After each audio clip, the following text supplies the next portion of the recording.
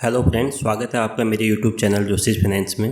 Friend, यह मेरा basics of chart reading पर थर्ड वीडियो है और अगर आपने अभी तक मेरे पिछले 2 वीडियोज़ को नहीं देखा है तो आप चार्ट रीडिंग पर एक इम्पोर्टेंट पहलू मिस कर रहे हैं। फ्रेंड, मैंने अपने पिछले 2 वीडियोज़ का लिंक डिस्क्रिप्शन बॉक्स में दिया है, please do check them out.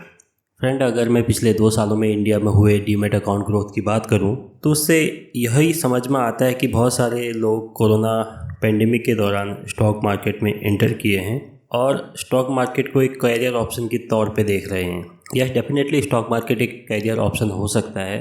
Friend, यह मार्केट सबका है और सबके लिए है, बट शर्त यह है कि आपको अपनी लाइफ का कम से कम 3 साल इस मार्केट को देना होगा और चार्ट रीडिंग के अलावा बहुत सारी बारीकियों को भी समझना होगा और अपने लिए एक प्रॉफिटेबल सिस्टम डेवलप करना होगा। जब आप एक सिस्टम डेवलप करने में सफल हो जाएंगे तो डेफिनेटली आप इसको एक कैरियर ऑप्शन के तौर पे ले सकते हैं और इस मार्केट से एक अच्छी खासी अर्निंग प्राप्त कर सकते हैं। फ्रेंड, मैं अपने इन वीडियो सीरीज़ के द्वारा पिछले 5 सालों के अपने स्टॉक मार्केट के अनुभव उन सब लोगों के साथ शेयर करना चाहता हूं जो इस मार्केट में नए हैं या जो कोरोना पेंडेमिक के दौरान इस मार्केट में इंटर किए हैं या कुछ और ट्रेडरों को जो एक स्ट्रगलिंग फेज पे हैं और काफ़ी कुछ अपना कैपिटल इस मार्केट को दे चुके हैं।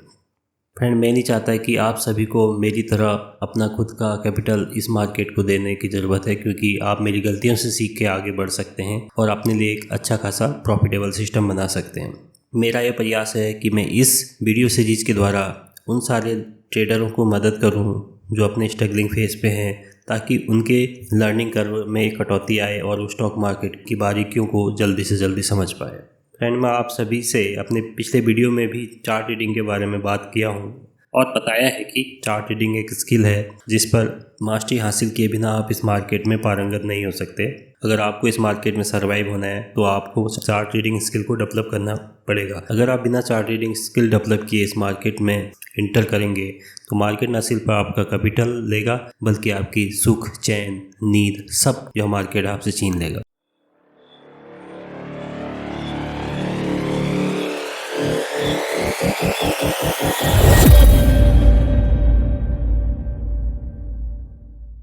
सो नाउ फ्रेंड, पिछले वीडियो में हमने स्टैटिक सपोर्ट एंड रेजिस्टेंस पर बात की थी। इस वीडियो में हम चार्ट रीडिंग का दूसरा पक्ष जो है डायनेमिक सपोर्ट एंड रेजिस्टेंस की बात करेंगे। और जैसा कि नाम से ही क्लियर है कि इसका कोई लोकेशन स्टैटिक नहीं है, बिकॉज यह डायनेमिक होता रहता है, प्राइस के अनुसार इसमें चेंजेस आते रहते हैं।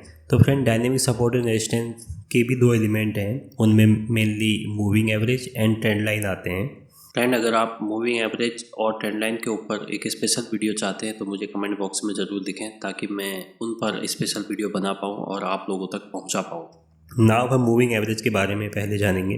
फ्रेंड, मूविंग एवरेज चाहे वो कोई स्टॉक हो या कोई इंडेक्स हो, उसके प्राइस के मूवमेंट के पीरियड का एवरेज है।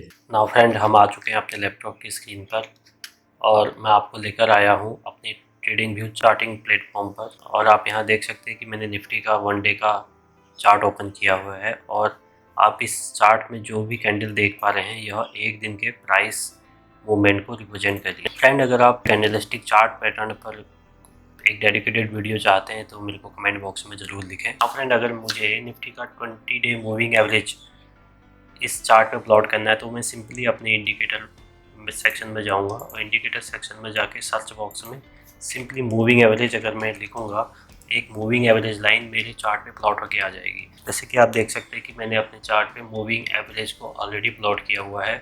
जस्ट मैं इसको अनहाइड कर रहा हूँ। अगर मैं इसको अनहाइड करूँ तो आप देख पा रहे हो कि एक मूविंग एवरेज लाइन मेरे चार्ट पे प्लॉट होके आ चुकी है। आप देख पा रहे हो कि यहाँ 20 पीरियड मूविंग एवरेज लाइन है, जैसे कि यहाँ पे दिखा रहा है कि this is 20 period moving average line, that is simple moving average line. अगर मुझे इसको 20 पीरियड से चेंज करके मुझे 50 पीरियड मूविंग एवरेज चाहिए तो मैं सिंपली क्या करूँगा, मैं इस पर क्लिक करूँगा इस लाइन पे और एक सेटिंग पे जाके इसकी सेटिंग पे जाके लेंथ में मैं 20 की जगह पे 50 पीरियड को कंसीडर करूँगा। जैसे ही मैं इसको 50 पीरियड करूँगा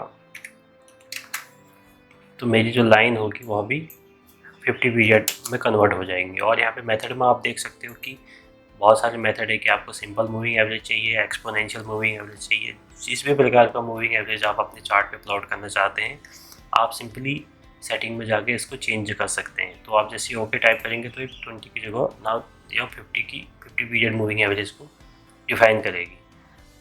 तो फ्रेंड, मैं अब आपको इस वीडियो में मूविंग एवरेज की कैलकुलेशन और डेरिवेटिव के ऊपर तो कुछ नहीं बताऊंगा, क्योंकि वह तो आप एक सिंपल गूगल सर्च के द्वारा भी जान पाओगे। तो मैं आपको वही चीज़ बताना चाहता हूँ जो इस एक्चुअल मार्केट में वर्क करती है। अब मैं आपको मूविंग एवरेज के बारे में कुछ इंपॉर्टेंट पॉइंट बताना चाहता हूँ। फ्रेंड, सबसे पहला इंपॉर्टेंट जो पॉइंट मैं आपको बताना चाहता हूँ वो यह है कि मूविंग एवरेज केवल ट्रेंडिंग मार्केट में ही काम करती है। इसका मतलब क्या है कि जब आपका मार्केट अप ट्रेंड में है या डाउन ट्रेंड में है, तभी मूविंग एवरेज लाइन की इफेक्टिवनेस रहती है। जो भी मूविंग एवरेज लाइन है तभी आपके लिए इफेक्टिव रहेगी जब आपका चार्ट और आपका स्टॉक एक ट्रेंडिंग मार्केट में हो, चाहे वो अप ट्रेंड में हो या डाउन ट्रेंड मार्केट में हो।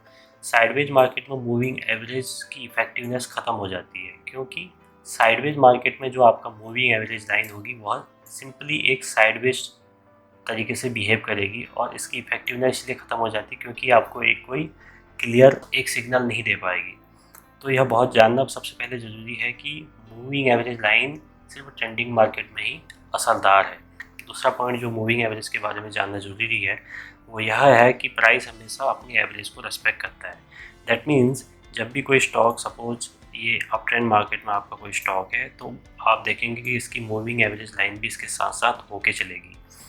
तो सेकंड पॉइंट से मेरा यह मतलब है कि जब भी प्राइस अपने एवरेज से दूर होगा तो एक बार यह अपने मूविंग एवरेज लाइन के पास ज़रूर आएगा।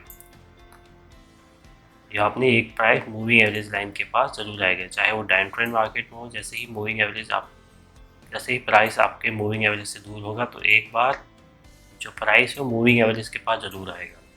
तो ये इन दो बातों का आपको खासतौर पे मूविंग एवरेज में ध्यान रखना है, जो मार्केट में बहुत रेयरली आपको जानने को मिलेंगी। तो मैं अब आपको थोड़ा डिफाइन करना चाहूँगा। नाउ फ्रेंड, सपोज कि कोई स्टॉक है जो अप ट्रेंड में है, और अगर मैं इस स्टॉक में एक पोजीशन क्रिएट करना चाहता हूँ तो मैं क्या इस प्राइस पे स्टॉक को लेना फ़ायदेमंद है? मेरे अनुसार तो इस स्टॉक को इस लेवल पे लेना कोई समझदारी की बात नहीं है। अगर मैं डायनेमिक सपोर्ट रेजिस्टेंस बेस पे ट्रेड करता हूँ, अगर मैं मूविंग एवरेज के बेस पे मेरा कोई सिस्टम है उस बेस पे अगर मैं ट्रेड करता हूँ, तो I will wait for this stock to come near to its moving average. तो मैं वेट करूँगा कि रिट्रेस होकर स्टॉक अपने मूविंग एवरेज के पास आए, और जब मूविंग एवरेज के पास आकर अगर यह कोई ऐसा प्राइस स्ट्रक्चर बना रहा है, कोई ऐसा प्राइस एक्शन बना रहा है कि जिससे मेरे को कंफर्मेशन हो रहा है कि यह रेडी है एक नए हाई बनाने के लिए, then I will participate in the rally कर रहा है। Similarly in a down trend, जब भी कोई स्टॉक जो डाउन ट्रेंड में है और lower lodge and lower high बना रहा है, तो अगर मुझे इस स्टॉक में एंट्री लेनी है तो मैं किस लेवल पे लूँगा? मैं पेशेंटली वेट करूँगा स्टॉक का रिट्रेस होने के लिए, और जब ये रिट्रेस होकर अपने मूविंग एवरेज के पास आएगा, और मूविंग एवरेज के पास आने पर अगर मुझे लग रहा है कि stock now making some price action और ये रेडी है अगले मूव के लिए, तो मैं इस स्टॉक को इस लेवल पे सेल करूँगा।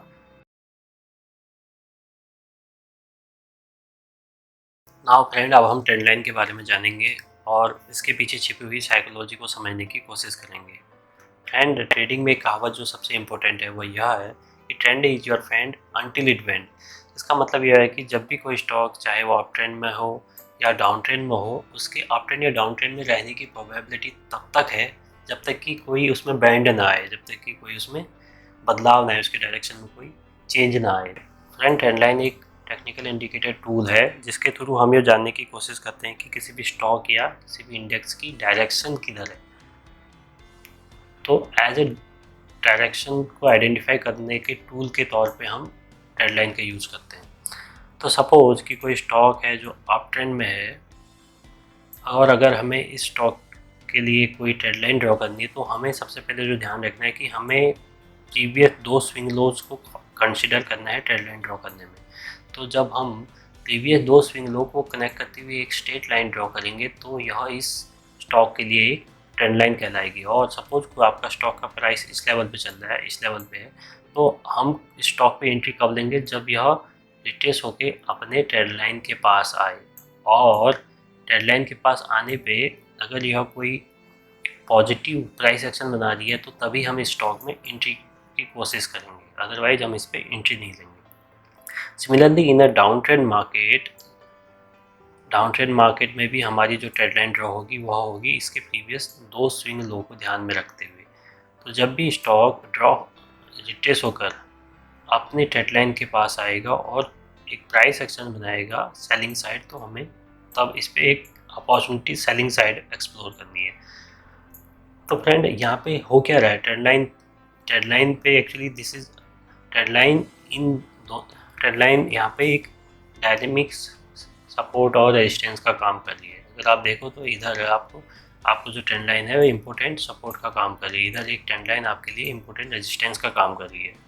नाउ जो दूसरी इम्पोर्टेंट फैक्टर है ट्रेंड लाइन में जानना, वो यह है कि जैसे जैसे आपकी ट्रेंड लाइन का स्टीपनेस बढ़ते जाता है, सपोज कि अभी आपकी ट्रेंड लाइन 45 डिग्री एंगल पे चल रही है, तो स्टॉक की प्रोबेबिलिटी ऑफ सक्सेस और आपकी स्टॉक की सपोर्ट लेने की जो प्रोबेबिलिटी है मैक्सिमम है।